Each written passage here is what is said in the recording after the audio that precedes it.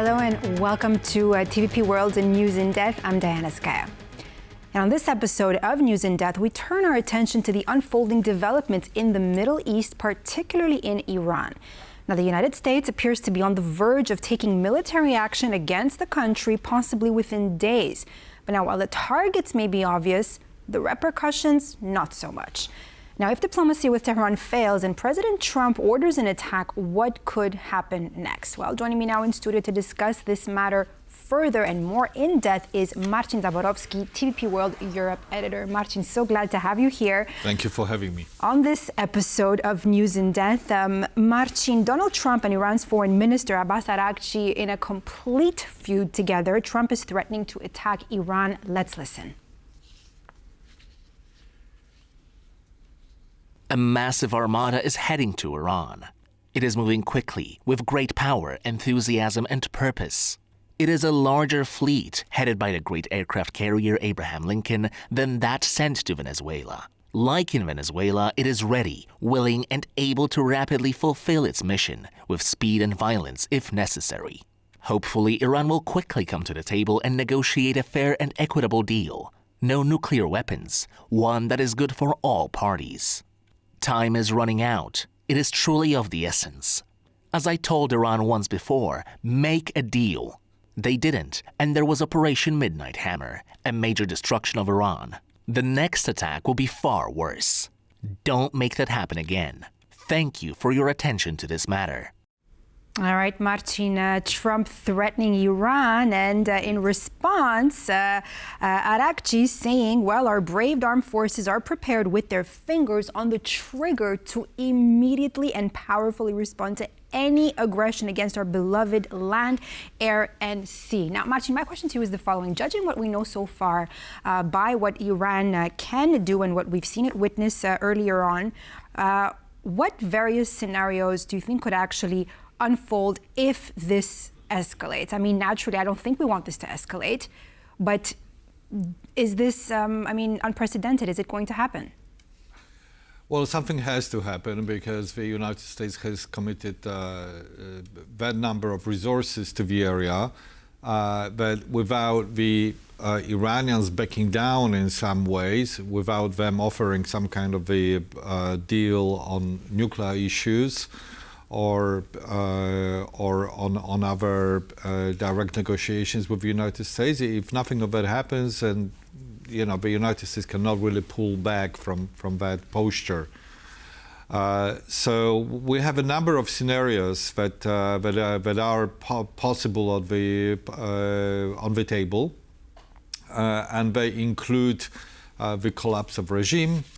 They include only a surgical strike, which is what we witnessed about a year ago with the so-called 12-day war with Israel and with the United States. Which I ran away from. Exactly. I was in Israel when that happened. That. So that was a surgical strike at some facilities, which apparently with the purpose of setting off the advancement of nuclear program in Iran. And both the United States and Israel claimed that it was very successful. The other scenarios could include things like the blockade of the Hormuz Strait. That would be very painful for all of us because Hormuz Strait is a very small, a very narrow piece of sea through which about 30% of global trade in oil has to travel. That means which would possibly affect the economy. That would immediately affect the economy. So these are all possible scenarios at the table. I am convinced that something will have to happen, not necessarily a military operation as such, but some political development would have to take place. Marcin, you did say, collapse of the regime, or it could trigger regime change. But let me ask you this. Don't you think, in Iran, we're talking about millions and millions of people, right? Yeah. We're also talking about various ethnic minorities, right? We have the Kurds, you have Azerbaijanis, you have who are not so much united, right?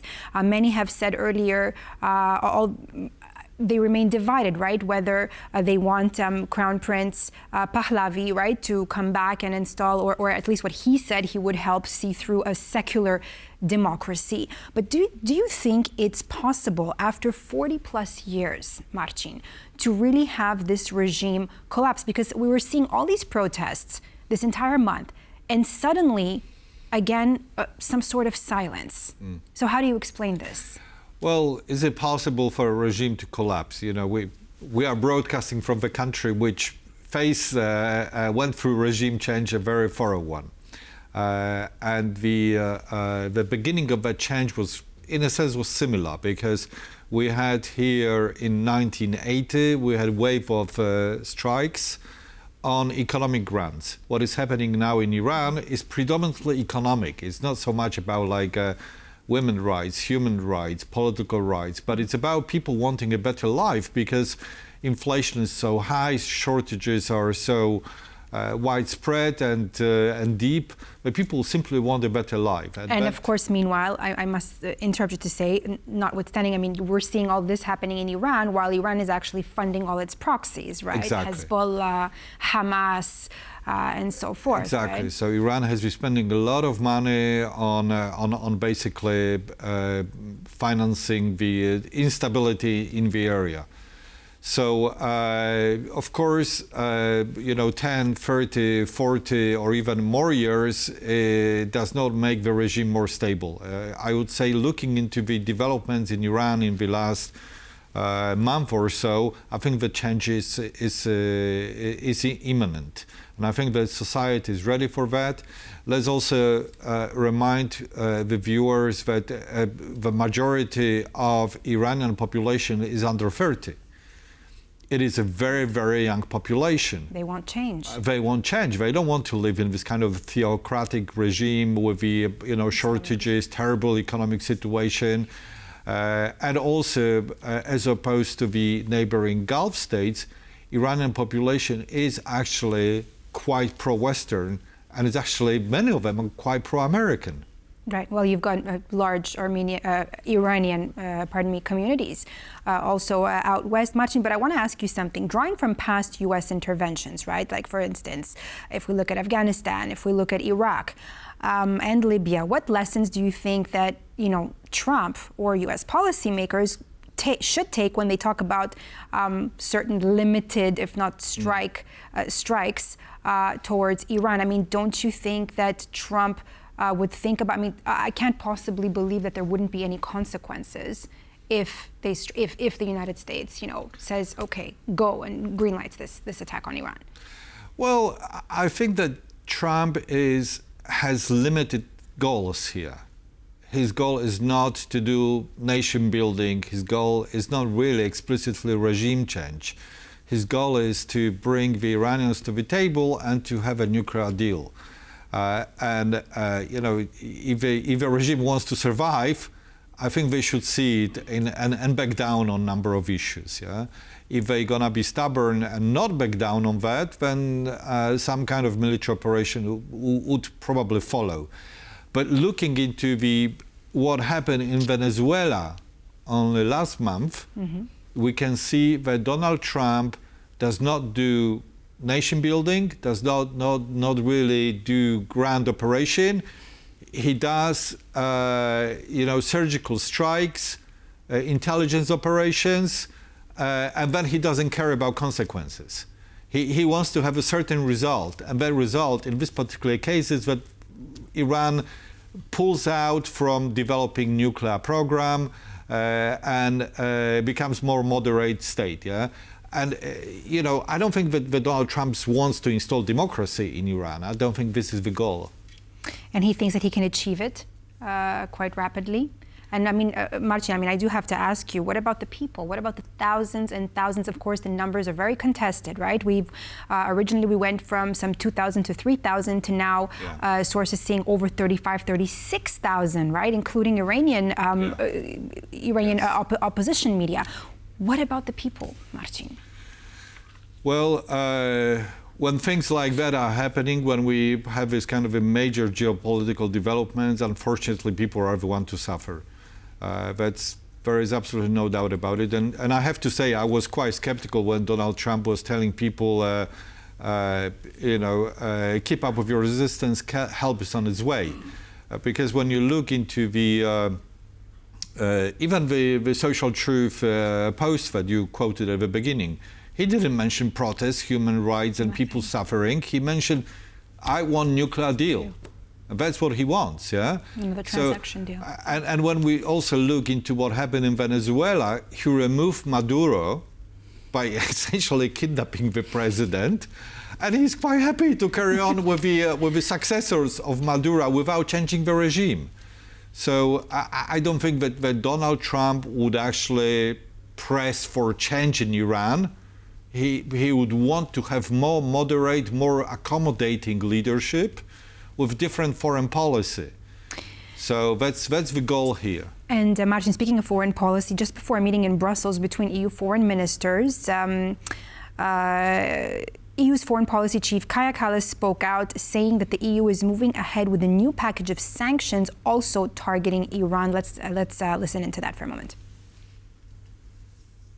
We are putting new sanctions on the list, and I also expect that we agree on listing the Iran Revolutionary Guard on the terrorist list. This will put them on the same footing with Al-Qaeda, Hamas, Daesh. If you act as a terrorist, you should also be treated as terrorist. It is clear what we see, the death toll in the protests that were in Iran and the